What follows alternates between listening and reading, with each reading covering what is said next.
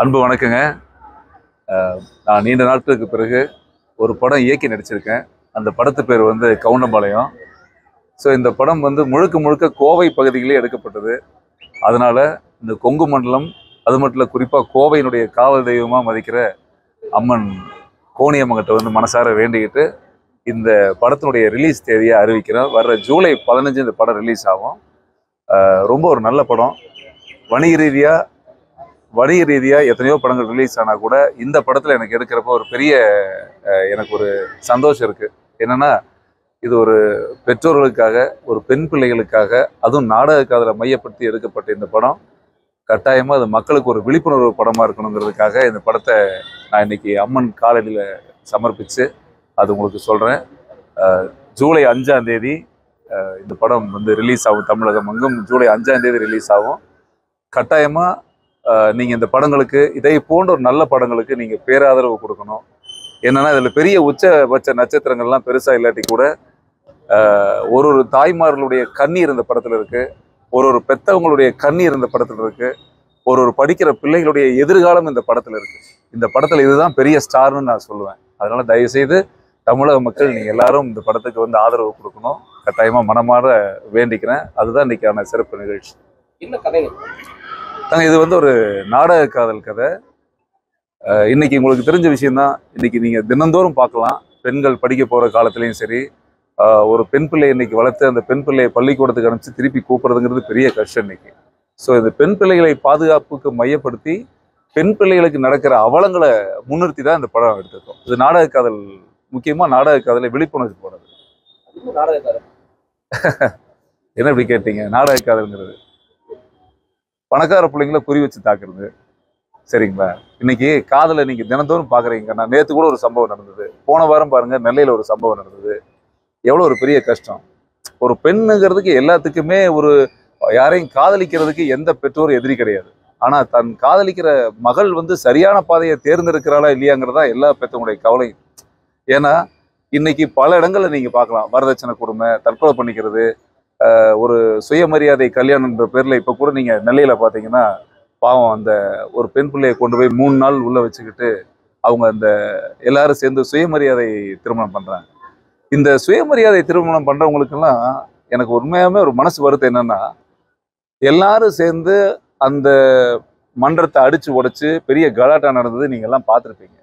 அப்படி கோவத்தோட பெண் வீட்டார் வந்து அடிச்சு உடைக்கும் பொழுது உண்மையாகவும் அங்க யாராவது ஒரு ஆட்கள் இருந்திருந்தா அங்க உயிர் சேதம் நடந்திருக்கும். அவங்க வெறும் இடத்த தான் அடிச்சு உடைச்சாங்க, ஆனா உயிர் சேதம் நடந்திருக்கும். அதே நேரத்துல பிள்ளையை பெற்றவங்க தற்கொலை பண்ணியிருந்தாலும் உயிர் சேதம் தான். ஸோ இந்த மாதிரியான சம்பவங்களுக்கு முதல்ல ஒரு முற்றுப்புள்ளி வைக்கணும். இந்த கருத்தெல்லாம் வலியுறுத்துற படம் தான் நம்ம கவுண்டம்பாளையம். இந்த காதல் திருமணங்கள்ல தான் வந்து சமூக நீதி நிலைநாட்டப்படுகிறது. நாடக காதல் ஒரே ஏங்க, இந்த சமூக நீதி பத்தி தயவு செய்து யாராவது பேசினா அந்த கடும் கோவம் வரும். என்ன சமூக நீதி? பெத்தம்மா கஷ்டப்பட்டு அவன் கால் கெடுக்க 4 வேலை செஞ்சு, கூலி வேலை செஞ்சு பிள்ளைய படிக்க வச்சு காலேஜுக்கு அனுப்பிச்சு ஸ்கூலுக்கு அனுப்பிச்சு அந்த பிள்ளைய கிளி மாதிரி பார்த்து கொண்டு வர்ற பிள்ளைய கண்டவன் தூக்கிட்டு போறதுதான் உங்களுக்கு புரட்சி காதலாது? இதுதான் சமூக நீதியான காதலாது? சமூக நீதிங்கிறது என்னது? முதல் சமூக நீதியே தவறு. எப்படி தவறுங்கிறீங்க? ஒரு செல்போன் காணாமல் போச்சுன்னா கம்ப்ளைண்ட் கொடுக்குறீங்க, கார் காணாமல் போச்சுன்னா கம்ப்ளைண்ட் கொடுக்குறீங்க, உங்க செருப்பு காணாமல் போச்சுன்னா ஸ்டேஷன்ல போய் கம்ப்ளைண்ட் கொடுக்குறீங்க. அந்த வழக்கெல்லாம் எடுத்துக்கிறீங்கல்ல. பெற்றவங்க கஷ்டப்பட்டு ஒரு பிள்ளையை பெற்றாங்கன்னா அந்த பிள்ளை காணாமல் போகுது, அந்த பிள்ளை ஒருத்தர் தூக்கிட்டு போறோன்னா அதுக்கு என்னங்க பாதுகாப்பு? நீங்களாம் ஒரு 4 பேர் போய் கையெழுத்து போட்டால் அந்த பிள்ளை கல்யாணம் ஆயிடுமா? அப்போ பெற்றவங்களுடைய நிலை, பெற்றவங்களுடைய வலி, அவங்களுடைய கண்ணீர் என்ன? என்னைக்கு இந்த சமூக நீதின்னு சொல்லி ஏமாத்துறாங்களோ அந்த சமூக நீதி போராளிகள் எல்லாருமே தயவு செஞ்சு தான் குடும்பத்துல ஒரு சுயமரியாதை கல்யாணம் தம் மகளுக்கு பண்ணிட்டு அடுத்தவங்க மகளுக்கு பண்ணா ரொம்ப சிறப்பு. ஏன்னா அடுத்தவங்க கஷ்டத்துடைய குடும்பத்தோட வழி தெரியாது. இங்க எல்லாமே என்னன்னா சாதிய பிரிவினை உருவாக்கணும், மதத்துக்குள்ள பிரிவினை உருவாக்கணுன்ற எண்ணத்துலதான் இதெல்லாம் நடக்குதே தவிர மீதி எந்த சமூக நீதி இங்க கிடையாது. பெத்தவங்க இது நிறுத்தப்படணும்னா என்னுடைய உண்மையான ஒரு வேண்டுகோள் என்ன தெரியுங்களா? தயவு செய்து பெத்தவங்க கையெழுத்து இல்லாம திருமணம் நடக்கக்கூடாதுன்னு ரெஜிஸ்டர் ஆஃபீஸ்ல ஒரு சட்டம் கொண்டு வரணும். அப்படி கொண்டு வந்துட்டாங்கன்னா இதை போன்ற நாடக காதல் நடக்கவே நடக்காது, எங்கேயுமே நடக்காது. ஆணவ கொலை நடக்காது, அடிதடி நடக்காது, கலாட்டா நடக்காது, சமூக பிரச்சனையே நடக்காது. இதுதான் அடுத்து. எப்படிங்க? சாதி என்பது அப்படியே பிரிஞ்சு பிரிஞ்சு இருக்கிறதா நல்லது, சமூக நீதின்றது தேவையில்லை அப்படின்றதா? நீங்க இடஒதுக்கீடு இருக்கும்போதே தெரியலையா? இடஒதுக்கீடுக்கு மட்டும் சாதி தேவைப்படுது உங்களுக்கு. அப்புறம் என்ன சமூக நீதி பிரச்சனை பத்தி பேசுறீங்க? நான் சாதிங்கிறதே உலகத்துல உயர்ந்த சாதியை பெத்தவங்க தாங்க. நம்ம அம்மா தானங்க உயர்ந்த சாதி. நான் சொல்றது பெத்தவங்க பெத்தவங்கன்னு சொல்றேன். அதுல எந்த சாதியா இருந்தா என்ன? எந்த சாதியா இருந்தா என்னங்க? அது எப்படி நீங்க சமூக நீதினு ஒத்த வரையில சொல்லிட்டு போயிட்டீங்க? அந்த சமூக நீதி வந்து பெத்தவங்களுக்கும் சேருமா இல்லையா? ஒரு பிள்ளையை தூக்கிட்டு போய் நீங்க கடத்தி வைக்கிறீங்க. ஏன் அவங்க அம்மா அப்பாட்ட ஒரு பேச்சுவார்த்தை பண்ணி சேர்த்து வைக்கலாமே? நீங்க குடும்பத்தோட சேர்த்து வைக்கலாமே? ஏன் அவங்களை எதிர்த்து தான் நீங்க திருட்டுத்தனமா கல்யாணம் பண்ணணுங்கிறதுக்காகவே ஒரு குரூப் அங்கங்க ஆபீஸ் போட்டுட்டு கட்ட பஞ்சாயத்து பண்ணிட்டு இருக்கிறீங்க? அதுக்கு என்ன இது சமூக நீதி? அது பெத்த உங்களையெல்லாம் ஒரு அம்மா தானப்பா பெத்தா? இல்ல வானத்துல இருந்து நேரா கூச்சு வந்தீங்கன்னா என்ன? அதுதான். சோ இந்த மாதிரியான விழிப்புணர்வு வரணுங்க. அடுத்த நாளைய சமுதாயம் பாதுகாக்கப்படணும். சோ இதெல்லாம் பண்றதுக்கு தான் இந்த மாதிரி படங்கள் நான் எடுத்திருக்கிறேன். இந்த படம் கண்டிப்பா உங்களுக்கு எல்லாம் பிடிக்கும். அது காதல் திருமணத்துக்கு எதிர்ப்பு ஜாதி பேர் கொண்ட படத்தை வந்து வச்சிருக்கீங்க. அப்படிங்கும்போது ரஞ்சித் வந்து ஜாதிய ஆதிக்கத்தை ஊக்குவிக்கிறார் அப்படின்னு பாருங்க. நானும் இப்ப சமூக வலைத்தளங்கள்ல நிறைய பார்த்துக்கிட்டே வரேன். நான் வந்து ஒரு 100 படத்துக்கு மேல நடிச்சிருக்கேன். தமிழ்நாடு மக்களுக்கு எல்லாம் தெரியும். நான் எத்தனையோ வேஷங்கள் பண்ணியிருக்கேன். நான் ஒரு பெரிய என்ன வந்து இப்ப என்ன சமீப காலமா இப்ப என்ன ஒரு விஷயம் நடக்குதுன்னா, கவுண்டம்பாளையம்னு ஒரு பேர் வச்சுட்டேன். அது ஒரு பெரிய பிரச்சனை உங்களுக்கு எல்லாம் இல்லையா? கவுண்டம்பாளையங்கிறது அது சாதி பேரா? கவுண்டம்பாளையங்கிறது இங்க இருக்கிற ஒரு சட்டமன்ற தொகுதி. இங்க ஒரு 100 ஊர் இருக்கு. கவுண்டம்பாளையம்னு கொங்கு பகுதியில வாழ்றவங்க தெரியும். கவுண்டம்பாளையம் ஒரு ஊர்னு தெரியும். ஸோ அதே நேரத்துல என்னை போன்ற ஆட்களை நாடக காதல்னு நான் சொல்லும் பொழுது மட்டும் என்ன சாதி வெறின்னா பாக்குறீங்க. நாடக காதல்னு சொல்லும் போது ஓ இவன் சாதி வெறிய, ஒரு சாதி வெறிக்காக படம் எடுக்கிறான் அப்படின்னு. நான் என்ன சொல்றேன், இந்த நாடக காதல் வந்து ஒரு சாதிக்கு நடக்கிறது இல்லை. உலகம் முழுக்க எல்லா சாதிக்கும் உருவாகுது, எல்லா மக்களுக்கும் உருவாகுது. பெத்தவங்களுடைய கண்ணீரை பத்தி தான் நான் நாடக காதல்னு சொல்றேன். பெத்தவங்களை எதிர்த்து பெத்தவங்களுக்கு பிடிக்காம தூக்கிட்டு போறதுதான் தவறான செயல்னு சொல்ல வரோம். அப்படிப்பட்ட என்ன நீங்க திரும்பவும் ஒரு நாடக காதலை எதுக்குறதால என்ன ஒரு சாதி வெறியன்னு சொன்னீங்கன்னா கையெடுத்து கும்பிட்றேன். ஆமா நான் சாதி வெறியன் தான் சொல்லிக்கலாம், தப்பு கிடையாது. அது பெத்தவங்களுக்கு தெரியும், பேரண்ட்ஸுக்கு தெரியும். அதுதான். அடுத்து சொல்லுங்க. படத்துல வந்து ஏற்கனவே ட்ரெய்லர்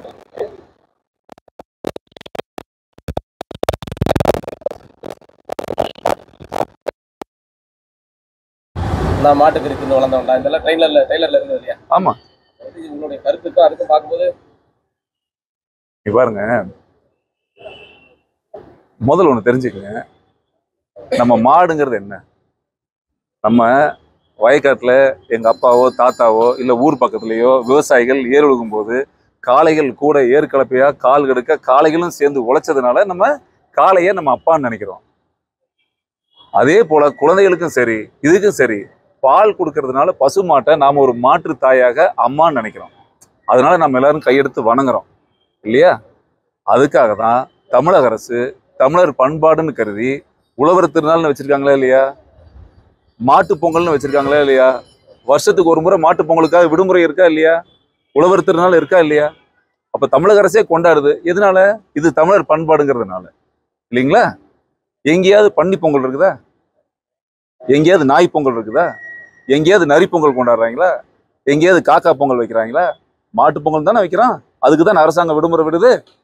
அப்ப அதை நாம வணங்குறோம். ஒருத்தன் சடலமா பாக்குறான், வணங்குறான். ஒருத்தன் அதை சடலமா பாக்குறான். அவனுக்கு உள்ள கருத்து வேற்றுமை தான் இந்த படத்துல வச்சிருக்கிற ஒரு கேரக்டர் டெஃபினேஷன். அதுக்காக நீங்க மாட்டுக்கறி வச்சிருக்கிறீங்கன்னா திங்கிறவனுக்கே கோவம் வரல. உங்களுக்கு என்ன பிரச்சனை இப்ப அதுல? அதுலேயும் குறிப்பா ஒரு கட்சியினுடைய தலைவரை வந்து விமர்சிக்கிற மாதிரி ஒரு வசனம் வச்சிருக்கிறது, அதை ஒரு ட்ரெய்லர்ல மென்ஷன் பண்ணி கொடுத்துருக்கிறது. இதெல்லாம் வந்து இங்க ஒட்டுமொத்தமா இந்த சமூக நீதி இந்த கட்சியினருக்கெல்லாம் எதிராக செயல்படுறது, ஒரு ஆதிக்கத்தாரிகளுக்கு ஆதரவா செயல்படுறது. இப்ப நான் திரும்ப சொல்றேன், நீங்க கேக்குறீங்க ஒரு கட்சியினுடைய தலைவரை பாதிக்குது, ஒரு கட்சியை பாதிக்குதுன்னு சொல்றீங்க. நான் திரும்ப சொல்றேன், அப்ப அந்த கட்சியினுடைய தலைவர் கட்ட பஞ்சாயத்து பண்ணாரா? அப்ப அந்த கட்சியினுடைய தலைவர் பிள்ளைகளை தூக்கிட்டு வரதான் வேலையை வச்சிருக்கிறாரா? அப்ப அந்த கட்ட பஞ்சாயத்து பண்றது, பிள்ளைகளை தூக்கிட்டு வர்றது, வசதியான பெண்களை டார்கெட் பண்ணி தூக்குறது, இதுக்கு பேர் தான் இன ஒழிப்பு. அதுக்கு போர்வையாக ஒரு கட்சி நடத்துறாங்களா? அப்படியா? சொல்லுங்க, எனக்கே தெரியல. சமூக நீதிங்கிறது என்னது? அடுத்த குடும்பத்தை கெடுக்கிறது சமூக நீதியா? அன்பு தானேங்க சமூக நீதி. எப்படி இணைந்து வாழுவீங்க? ஒரு குடும்பத்தை அழிக்கிறதுல யாரும் இணைந்து வாழவே முடியாது. இப்ப நான் இந்த படத்துல இந்த கருத்துக்கள்லாம் சொல்லும்போது சடார் உங்களுக்கு ஒரு கேள்வி வருது இல்ல, நீங்க ஒரு தலைவரை சொல்றீங்களா, ஒரு கட்சியை சொல்றீங்களா, ஒரு கேள்வி வருது இல்ல உங்களுக்கு. அப்படியெல்லாம் தயவு செய்து கேள்வியே கேட்காதீங்க. நீங்க பெற்றவங்களை பத்தி மட்டும் யோசிங்க. அப்படி யாருக்காவது அந்த கோபம் வந்ததுன்னா அவன் அந்த தப்பை செய்யறான்னு அர்த்தம். நீங்க கேட்குற மாதிரி அந்த கட்சி தலைவருக்கோ இல்ல இந்த கட்சிக்கோ நான் எடுக்கிற படத்தை பார்த்து, இந்த நாடக காதல் படத்தை பார்த்து என்னை யாருக்காவது பிடிக்கல அப்படின்னா, பிடிக்காதவங்க எல்லாம் நீங்க அந்த தவறை செய்யறீங்கன்னு அர்த்தம். ஆனா பெத்தவங்களுக்கு கட்டாயமா அந்த படம் பிடிக்கிறது என்னுடைய வாதம். பெரியவர்கள் ஏதாவது அரசியல் கட்சி இல்ல சார், அப்படி இல்லை. ஆரம்பிச்சா நல்லா இருக்கும்னா தெரியலைங்க, எனக்கு தெரியல சாமி. நான் அப்படியெல்லாம் ஒன்றும் யோசிக்கல. பட் அரசியல் இல்லாத வாழ்க்கை இல்லை. நான் அடிக்கடி சொல்றதுதான், நல்லவங்க எல்லாம் அரசியலுக்கு வர ஆசைப்படலைன்னா பூரா திருடணும், சாராய விற்கிறவன் பாருங்க கள்ளச்சாராயம் வித்த மாதிரி பூரா திருடணும் உள்ள சேர பிடிச்சி உட்காந்துருவான். நல்லவங்க எல்லாம் தயவு செய்து அரசியலுக்கு வாங்க, எல்லாரும் வரணும்னு வேண்டுறவன். நான் ஒரு சிறந்த வாக்காளன், நல்ல அரசியல் வரணும்னு எதிர்காலத்துல நோக்கிற ஆள் நான். அதனால எதிர்காலத்தை பத்தி எனக்கு இப்ப சொல்ல தெரியல. பாப்பா எல்லாம் இறைவனுடைய ஆணை சார். உங்களோட கருத்துப்படி படத்துல இருக்கிற சொன்னீங்க இல்லையா, எல்லாமே திருடுங்க, இருக்கிற சட்டமன்ற உறுப்பு எல்லாமே திருடுங்க. ஏங்க நான் ஒண்ணு கேட்கிறேன் உங்களை, எல்லா இது வரைக்கும் ஆட்சி அடைஞ்சீங்க, 50 ஆண்டு கால ஆட்சியை நீங்க பார்த்துருப்பீங்க. தமிழ்நாட்டுல 10 லட்சம் கோடிக்கு மேல கடன்ல போயிடுச்சு. அப்ப சிறந்த ஆட்சி நடக்குதுன்னு நீங்க நினைக்கிறீங்களா? இங்க இருக்கிற ஒரு எம்எல்ஏக்கும் ஒரு எம்பிக்கும் பழைய பிளாஷ்பேக் எடுங்க. நீங்க கஷ்டப்பட்டு வேலைக்கு போறீங்க, மாசம் 20,000 50,000 சம்பளம் வாங்குறீங்க. உங்க வருமானம் கம்மி, உங்களால ஒரு டியூ கட்டி சொந்த வீடு கூட வாங்க முடியாது. ஒரு பைக்குக்கு டியூ கட்டுறது கூட கஷ்டம். மாசம் 1ஆம் தேதி ஏன்னா பக்குன்னு இருக்கு. எனக்கு கார் டியூ கட்டுறதும் கஷ்டமா இருக்கு. எல்லாரும் அப்படிதானே வாழ்க்கையில கஷ்டப்பட்டு தானே வாழ்றோம். ஆனா ஒரு எம்எல்ஏ ஒரு எம்பி பாருங்க, ஒரு தொகுதிக்கு 60 கோடி எம்எல்ஏக்கு செலவு பண்ணுதுன்னா அந்த பணம் எங்க இருந்துங்க வருது? ஒரு எம்பி ஒரு தொகுதிக்கு 100 கோடி செலவு பண்ணா தான் ஜெயிப்பானா, அந்த பணம் எங்க இருந்து வருது? ஏன் அவன் செலவு பண்றான்? எதுக்கு செலவு பண்றான்? ஓட்டுக்கு 10,000 எதுக்கு கொடுக்குறான்? எதுக்கு சரக்கு வாங்கி கொடுக்குறான்? சொல்லுங்க. 5 வருஷத்துக்கு முன்னாடி அந்த எம்பி என்ன கம்பெனி வச்சிருந்தான்? பில்கேட்ஸோட பேரனா அவன்? சாதாரணமா சைக்கிள்ல வந்துட்டு இருந்தான், டிஎஸ்ல வந்திருந்தா, டக்குன்னு பார்த்தா 2 காலேஜ் வச்சிருப்பான், டக்குன்னு பார்த்தா பெரிய கல்குவாரி வச்சிருப்பான். இதெல்லாம் எங்க வந்தது? உழைச்சு வந்ததா? உழைக்கிறவங்க முழுக்க 80% பாவம் நடந்து ரோட்ல கஷ்டப்பட்டுக்கிறான் வெயில்ல. ஆனா இவங்க வாழ்க்கையில நீங்க பாக்குறீங்கல்ல, அப்ப இதுக்கு பேர் என்னது? கடவுள் கொண்டாந்து கொடுத்தாரா என்ன உங்களுக்கு? சொல்லுங்க. இந்த திருட்டுத்தனம் இல்லாத அரசியல் வரணுங்கிறதாங்க என்னை போன்ற ஆட்களுடைய விருப்பம். நாளைய தலைமுறையை பாதுகாக்கணும்னா இந்த அரசியல்லாம் அப்புறப்படுத்த வேணும். இந்த திருடங்களா இருக்கக்கூடாதுன்னு நான் சொல்றேன். அரசியல் பேச்சு வந்து திராவிட கட்சிகளுக்கு எதிரானதா இருக்குது. அப்படியா? நான் மக்களுக்கு எதிரானவங்கள சொல்லிட்டு இருக்கிறேன் சாமி. அது என்ன திராவிடம்? அந்த மாதிரிலாம் என்ன? நீங்க மக்களுக்கு எதிரான ஆட்சியும் மக்களுக்கு எதிரான அரசாங்கத்தை பத்தி தான் நான் பேசுறேன். இந்த பேச்சு அடிப்படை சாராம்சம் பார்த்தா நாம் தமிழர் நோக்கி போற மாதிரி இருக்கு. நான் தமிழன் தான் சாமி, நான் தமிழன் தான், சுத்த தமிழன், ஒரு தூய்மையான இந்தியன், இந்து. உண்மைதானே? என் பிறப்பை நான் மாத்திக்கவே முடியாதுல்ல. சொல்லுங்க. கள்ளக்குறிச்சி சம்பவத்துல உயிரிழந்தவங்களுக்கு ஆளுங்கட்சியான திமுகவும் எதிர்கட்சியான அதிமுகவும் மாறி மாறி அவங்களுக்கான அந்த உயிரிழந்தவங்களுக்கான நிதியுதவி கொடுக்கறது, ஒரு சில கட்சிகள் வந்து அதை நிதியுதவி கொடுக்கறதை எதிர்க்கிறது அப்படின்ற ஒரு இன்னொரு இப்ப 20 மாசம் தான் அங்க தேர்தல் இருக்கு இல்லையா? தேர்தல் வந்துருச்சுல்ல, அதனால 10 லட்சம் என்னங்க, ஒரு ஆளுக்கு 1 கோடி கொடுக்கறது கூட வாய்ப்பு இருக்கு. போட்டி போட்டு ஏன்டா கொடுக்குறீங்கன்னு ஒரு குரூப்பும். எவ்வளவு கொடுமைன்னு யோசிச்சிங்களா? எவ்வளவு பாருங்க. அந்த உயிர்கள்லாம் டிவியில பார்க்கும்போது கண்ணீர் அப்படியே மனசே கஷ்டமா இருக்குங்க. உண்மையாலுமே பயங்கர வருத்தமா இருக்கு. எத்தனை உயிர்கள் பலியாது பாருங்க. நீங்க எல்லாரும் கள்ளச்சாராயம் குடிச்சு செத்துட்டாங்கிறதுக்காக கோவப்படுறீங்க. நம்ம நாடு ரோடு முழுக்க முக்குக்கு முக்கு மதுக்கடையை திறந்து வச்சிருக்கானே, அதெல்லாம் உங்களுக்கு தவறா தெரியலையா? இது ஸ்லோ பாய்சனுங்க. இவன் இன்னைக்கே செத்துருவான், இவன் 5 வருஷம் கழிச்சு சாவான். ஸ்லோ பாய்சனுங்க. இது என்ன ஒரு பெரிய மாற்றம்? உங்களால இந்த கள்ளச்சாராயத்தெல்லாம் ஒழிக்கவே முடியாது. அட பிளாஸ்டிக் பாட்டில ஒழிங்கன்னு சொல்லி மூக்குக்கு போர்டு வச்சிங்களே, உங்களால ஒரு பிளாஸ்டிக் குப்பை ஒழிக்க முடிஞ்சுதா? அப்புறம் எப்படி கள்ளச்சாராயத்தை ஒழிக்க முடியும்? இந்த கையாளாகத்தனம் வந்து எல்லாம் மனிதர் கேவலமா இருக்குதுங்க. உண்மையா கஷ்டமா இருக்கு. இது யாருக்கும் தெரியாம நடந்திருக்காது, அரசியல்வாதிகளுக்கு தெரியாம நடந்திருக்காது, ஆட்சியாளர்களுக்கு தெரியாம நடந்திருக்காது.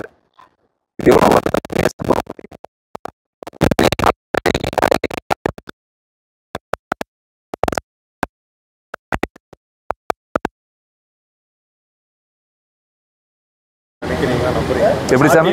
எப்படி சாமி? சினிமால ஒரு கருத்தை வந்து நீங்க எடுத்து சொல்லிடுறீங்க. அது குறைந்த பட்ஜெட்டா இருக்கலாம், பெரிய பட்ஜெட்டா இருக்கலாம். ஆட்சி முறைங்கிறது சமூகத்துல வந்து ஒரு மாற்றத்தை உடனே நீங்க கொண்டு வரலாம் நம்புறீங்களா? அதுக்கான சாத்தியக்கூறு இருக்கா? நீங்க நினைச்சா முடியுங்க. என்ன சிகரெட் குடிக்கிறவங்க அட்வைஸ் பண்ணுவாங்க தெரியுமில்ல, கொஞ்சம் கொஞ்சமா விட்டுருவேன். லைட்டை விட்டீங்கன்னா பிரச்சனை ஆயிடும். கொஞ்சம் கொஞ்சமா ட்ரிங்க் கொஞ்சம் கொஞ்சமா குறைச்சிக்குவேன். விடுனா விட்டுரு, விடுனா விடு. என்ன சாமி இது இருக்கு? அதுக்கு தானே தங்கம் ஓட்டு. என்னுடைய இயலாமையை காப்பாத்துறதுக்கு தானே ஆபத் பாண்டவர்கள். என்னுடைய கதாநாயகர்களே ஆட்சியாளர்கள் தானே. என்னை காப்பாத்துற அப்பா அம்மாவை அவங்க தானேம்மா. அந்த வேலையை செய்வதற்கு தான் அவங்க. நீங்க அதை முடியலன்னா இறங்கி வீட்டுக்கு போயிடலாமே. அது எப்படி? அது செய்யணுமே, அது மாத்தி தானே ஆகணும். நீங்க ஒரு ஹோட்டலுக்கு போய் 2 இட்லி கொடுங்க தானே கேட்குறீங்க, ஒரு 1/4 பாட்டில் விஷம் கொடுன்னா கேட்குறீங்க. உங்களுக்கு தெரியாதா விஷம் எது இட்லி எதுன்னு தெரியாதா? அதனால ஆட்சியாளர்களுக்கும் தெரியும் சாமி. ரோடு போட்டா கொல்ல, பள்ளிக்கூடம் கட்டினா கொல்ல, தண்ணியில கொல்ல, சாராயத்துல கொல்ல, சிகரெட்ல கொல்ல, முடிஞ்ச வரைக்கும் எப்படி சம்பாதிக்கும் தான் சாமி நடக்குது. அந்த மாற்றங்கள் வரணும் தானே நான் சொல்றேன். அதுல இருந்து ஆட்சி மாற்றத்துக்கே முடியாது அப்படின்னா அதை நீங்க ஒண்ணுமே பண்ண முடியாது. இல்லை நீ வரக்கூடிய படங்கள் வந்து இந்த மாதிரி அரசியல் எதிர்த்தான கருத்துக்கள், ஆட்சி மாற்றத்துக்கான முன்னெடுப்பாருங்க. இல்லை கண்டிப்பாங்க.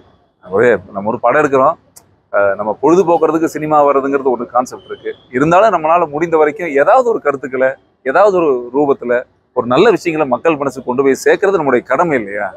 அது கட்டாயம் அதை செய்யணும்னு நான் விரும்புறேன் சாமி. அது என் மனசுக்கு அதான் நினைக்கிறேன் நான். நெருக்கடி வந்து வந்து முன்னணி நடிகர்கள் எல்லாம் பல பேர் வந்து அவங்க படத்துக்கு இடையூறா பண்ணியிருக்காங்க. நீங்க இந்த மாதிரி பேசும்போது ஒரு நெருக்கடி வந்தா ஏங்க இப்ப நான் எடுக்கிற இந்த கவுண்டம்பாளையம் படத்துக்கும் இந்த ஜூலை 5ஆம் தேதி வர்ற இந்த கவுண்டம்பாளையம் படத்துக்கும் பல நெருக்கடி, பல தடைகள் இருக்குதானே செய்யும். இருக்குதானே சாமி செய்யும். என்ன பண்ணிடுவான்? இது பாருங்க, ஒரு முறை வாழ்க்கை சாமி. தப்பு செய்யறவனுக்கு, கெட்டது பண்றவனுக்கே இவ்வளவு தில்லு தைரியம் இருந்தா நல்லதா நினைக்கிற எனக்கு அதை விட கொஞ்சம் அதிகமாக தான் இருக்கும்.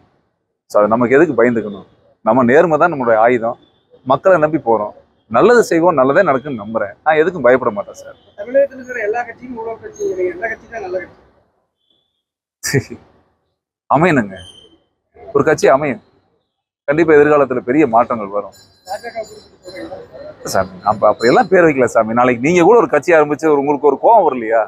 என்னடா இந்த சமுதாயம் இப்படி இருக்குன்னு கட்டாயமா ஒரு கோவம் வரும்ல உங்களுக்கு. உங்களை மாதிரி ஒரு நடிகர் வந்து இப்ப ஒரு கட்சி ஆரம்பிக்கிறாரு, சரி, உங்களை மாதிரி அவருக்கு கோவம் வருதுன்னு நினைக்கிறீங்களா? இல்லை எப்படி விஜய்ங்கிற மாதிரி அவர் ஒரு கட்சி ஆரம்பிக்கிறாரு? தெரியல சாமி. எல்லாரும் நல்லது செய்யறது தான் வராங்க, நல்லது செய்யறதுன்னு தான் சொல்றாங்க. ஆனா இது வரைக்கும் நடந்த பாடு இல்லை. அப்படி யாராவது நல்லது செய்ய வந்தாலும் விடவும் மாட்டாங்க. விட்டுருவாங்களா சார்? இது வந்து ஒரு வருஷத்துக்கு பெரிய மாஃபியா சார். ஒரு வருஷத்துக்கு நிறைய லட்சம் கோடிகள் எடுக்கக்கூடிய மிக அற்புதமான இடம். உங்களுடைய மக்களுடைய வரிப்பணம் கஷ்டப்பட்டு எல்லாம் நீங்க கட்ட உங்க வரிப்பணத்தை நான் உட்காந்து அழகா அப்படியே அல்வா கேக் மாதிரி எடுத்து சாப்பிட்ற ஒரு தொழில் இது. இன்னைக்கு அது தொழிலா பாக்குறாங்க. இது ஒரு சேவையா இல்லை, மக்களுக்கான பிளாட்ஃபார்மா இல்லை. இது அவங்கள பொறுத்த வரைக்கும் பிஸ்னஸ். ஆகவே இந்த வியாபாரத்துக்கு காம்படிஷன் அதிகமா இருக்கும். நிறைய கடைகள் உற்பத்தி ஆயிருச்சு. இன்னும் அரசியல் கடைகள் நிறைய வந்துகிட்டே தான் இருக்கும் சார். இந்த படம் ஒரு 200 திரையரங்குல திரையிடலாம். தமிழகத்துல பூரண மதுவிலக்கு கொண்டு வரணும், அதே நேரத்துல மதுவிலக்கு கொண்டு வரணும், அதே நேரத்துல கள்ளுக்கடைகளையும் திறக்க வேண்டும்னு சொல்லி அந்த கருத்தை வர ஏங்க. ஆண்டாண்டு காலமாக நீங்க இது வரைக்கும் வந்த ஆட்சியாளர்கள் எல்லாருமே எந்த லேடிஸ்க்காவது தான் கணவன் குடிச்சிட்டு வந்து படுத்தா பிடிக்குமா? எந்த பெண்களுக்காவது தன் மகன் குடிச்சிட்டு ரோட்ல கிடந்தாவோ, லிவர் போயிட்டாவோ, கிட்னி, இன்னைக்கு ஹாஸ்பிட்டல்ல பாருங்க எத்தனை பேஷண்ட் மதுவால எவ்வளவு சுகர் பாடியில எவ்வளவு கஸ்டமர், அதெல்லாம் யாருக்காவது பிடிக்குமா சொல்லுங்க? ஆனா ஒரு வருஷமும் நீங்க ஓட்டு கேட்க வரும் பொழுது படிப்படியாக குறைத்து விடுவோம்னு சொல்லித்தான் ஆட்சிக்குள்ள வர்றாங்க. ஆனா இன்னும் குறைஞ்ச மாதிரி தெரியல. அது உற்பத்தி அதிகமாயிட்டு தான் இருக்கு. ஸோ ஆண்டாண்டு காலமாக நம்ம எதுக்காக இங்க போராடிட்டு இருக்கிறோம்? இது வரைக்கும் எத்தனை விவசாயிகள், நல்லா யோசிச்சு பாருங்க, எத்தனை விவசாயி இப்ப கள்ளக்குறிச்சியில செத்து போனதுக்கு 10 லட்சம் கொடுக்குறோம். நம்ம எத்தனையோ விவசாயி தற்கொலை பண்ணிக்கிறான். பால் விலை இல்லை, கரும்பு விலை ஏறல, அரிசி விலை இல்லை, கொள்முதல் இல்லைன்னு எத்தனையோ விவசாயி பாவம் வறுமையில செத்து போயிருக்கிறாங்க. இதுல ஒரு பங்காவது அவங்களுக்கு அந்த காசை கொடுத்து வச்சிருந்துருக்கலாம். அந்த மாதிரி எந்த விவசாயிக்காவது நீங்க கொடுக்குற 10 லட்சத்துல பிரிச்சு கொடுத்துருக்க முடியுமா? அவனால எவ்வளவு பேர் செத்து போயிட்டாங்க. ஒரு விவசாயிக்கு நீங்க செய்யற நன்றி கடனா இருந்தா இன்னைக்கு ஏன் இவன் போய் கள்ள சாராயத்தை விற்கிறான்? எதுக்காக அவன் குடிக்கிறான்? கடையில போனா 1000 ரூபாய்க்கு வாங்கி குடிக்கணும், இங்க போனா 5 ரூபாய்க்கு கிடைக்கும். அவன் எளியவன், ஏழ்மை, கையில காசு இல்லை. அப்போ எளியவன் போய் அங்கே அந்த 5 ரூபாய்க்கு வாங்கி குடிக்கணும். இதை நீங்கள் முற்றிலும் ஒழிக்கணும்னா நீங்கள் தயவு செய்து கள்ளுக்கடையை தரங்க. கள்ளுக்கடையை தரங்க. ஏன் கள்ளுக்கடையை திறக்க மாட்டேங்கிறீங்க? எத்தனை ஆண்டு காலமாக விவசாயிகள் வருஷம் கோரிக்கை வைக்கிறாங்க, கள்ளுக்கடையை தரங்க, கள்ளுக்கடையை தரங்க, கள்ளுக்கடையை தரங்கன்னு. ஏன் இந்த கவர்மெண்ட் அதை ஏத்துக்கிறதே இல்லை தெரியுங்களா? அதுல இவங்களுக்கு வருமானம் இல்லை. அந்த வருமானம் எல்லாம் விவசாயிக்கு போயிடுது. விவசாயி நல்லா இருந்துருவான் பாருங்க, மக்கள் உடம்பு நல்லா இருந்துரும் பாருங்க. ஏன்னா கல்லுல நல்ல சத்துக்கள்லாம் இருக்குன்னு சொல்றாங்களே. அப்போ கல்லு நல்ல விஷயமா வச்ச உடம்புக்கு, யாரும் சாகவே மாட்டானே. அப்ப என்ன பண்ணலாம்? எவ்வளவு அருமையான ஒரு கவலை பாருங்க உங்களுக்கு. அப்ப இவங்க என்ன பண்ணணும்? அதெல்லாம் நான் அலோவ் பண்ண மாட்டேன். நீ பிச்சைக்காரனாவே விவசாயி பிச்சைக்காரனாவே நடுத்தருவில் செத்துப்போ, நமக்கு தேவை குடிக்கணும். ஏன்னா இவங்களுக்கு மதுவை வைத்துத்தான் வியாபாரம். தமிழ்நாட்டினுடைய வளர்ச்சி கேவலமா இருக்குது. நம்ம எல்லாம் எல்லாரும் இந்த குடிக்கிற சரக்குல வர்ற வருமானத்தை வச்சுதான் நம்ம தமிழ்நாடு ரன் ஆயிட்டு இருக்குது. இதுதான் தொழில் வளர்ச்சி நம்ம தமிழ்நாட்டில் இருக்கிறதுனால இவங்க ஒத்துக்க மாட்டாங்க. ஆனால் தயவு செய்து சொல்றேன், மக்களே, தயவு செய்து இந்த மாதிரியான மதுக்கடைகள் வருஷம் சொல்லிட்டே இருக்கிறாங்க, நீங்களும் வாக்களிக்கிறீங்க. ஆனா சிந்திச்சு செயல்படுங்க. இதுதான். சரி, ஏன் இதே கேள்வி நீங்க டாஸ்மார்க்ல கேட்கல? கல்லு நீங்க ஏன் ஏத்துக்க மாட்டாங்க? இப்ப கல்லுல என்ன பிரச்சனை இருக்கு உங்களுக்கு? அந்த காலத்துல கல்லு குடிக்கலையா? இப்ப கல் என்ன விஷமா? ஏன் நிறுத்தி வச்சீங்க? அது உங்களுக்கு வருமானம் இல்ல. அதுல உங்களுக்கு ஒரு 100 ரூபாய் கிடைச்சிருந்தா நீங்க உடனே போட்டிருப்பீங்களா? கல்லு கடையை சம்பாதிக்க முடியாது உங்களால, அவ்வளவுதானே. கல்லு குடிச்சா ஏங்க, அப்ப நீங்க இப்ப டாஸ்மார்க் ஒத்துக்கிறீங்க? டாஸ்மார்க் ஒத்துக்கிறீங்களா? சரி, ஆமாங்க, விவசாயம் இருப்பாங்கல்ல, இது கோரிக்கையா இல்லையா? சொல்லுங்க, கோரிக்கை தானே.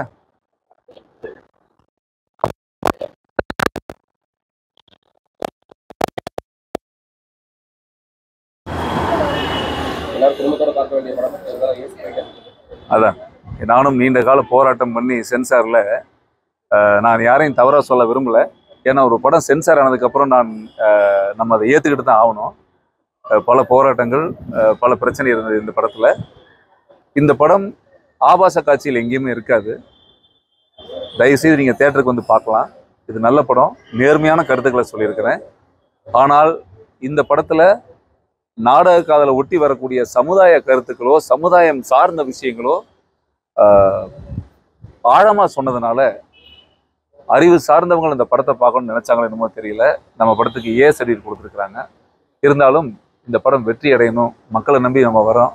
கட்டாயமாக மக்கள் இந்த படத்தை பார்ப்பாங்கன்னு நம்பி வந்திருக்கோம், பார்ப்போம். இந்த வீடியோ உங்களுக்கு பிடிச்சிருந்ததுன்னா மறக்காம லைக் பண்ணுங்க, ஷேர் பண்ணுங்க, கமெண்ட் பண்ணுங்க. அப்படியே ஃபன் சேனலை சப்ஸ்கிரைப் பண்ணி பெல் ஐக்கன்ல இருக்கிற ஆல் பட்டனையும் கிளிக் பண்ணி வச்சுக்கோங்க. அப்பதான் நாங்க போடுற அப்டேட்ஸ் உடனுக்குடனே உங்களை வந்து சேரும்.